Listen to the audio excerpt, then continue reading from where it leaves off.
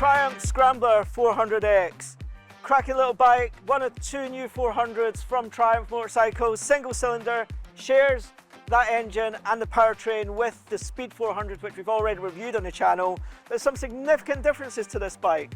Triumph reckon they're going to have about a 50-50 split between them, and I think, to be honest, they're both as good as each other. It's more a case of what flavour you prefer.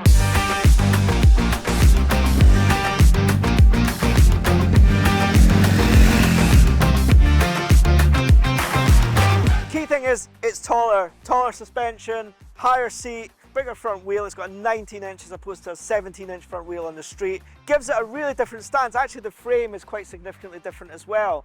It just looks like the same bike tarted up, but actually there's a lot more different to it than you might think. So the ergonomics a bit more upright. It does feel a bit heavier. It is heavier. It's 179 kilograms, 9 kilograms heavier than the Speed, and it makes it a little bit more commanding when you're in traffic. You sit a little bit higher up, and when you're on those mountain passes that we were riding, it gives you more leverage. So it's different, and I really liked it.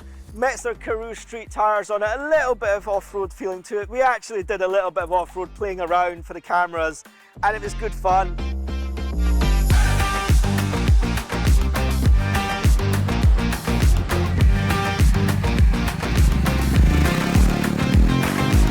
This bike, £600 more expensive, about 5-6 for this, £600 more than the Speed. For that you get grille on the headlight as well, which is homologated, which is pretty amazing to actually homologate a grilled headlamp. You get the hand guards, you get a two-piece seat on this bike, a little bit different. The detailing on this bike, for a bike at this price, is phenomenal. You know, normally on these bikes, you do feel that they've cut some corners, you know, but this, it's been designed, all they're engineered beautifully, so there's very few exposed cables. The radiator, for example, there's no radiator cap on display or overflow tanks.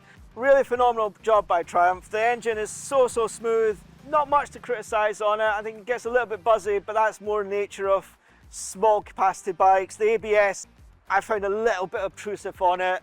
And the price is sort of getting up towards the sort of same price as something like a KTM 390 Adventure, which has a little bit more performance. But actually, if I'm being honest, you know, I think this has got a lot more style to it. Triumph have kind of carved out a little bit of a niche here. There's a sort of cheaper stuff like the Royal Enfield. There's the more expensive, the more high-performing, slightly higher performance stuff like the KTM and the Husqvarna. They've gone right down the middle in terms of price and performance. And to be honest, whether you're 19 years old or 59 years old, this bike has got a lot going for it. We're going to do a full review on the website. There'll be a link below. Thanks for watching.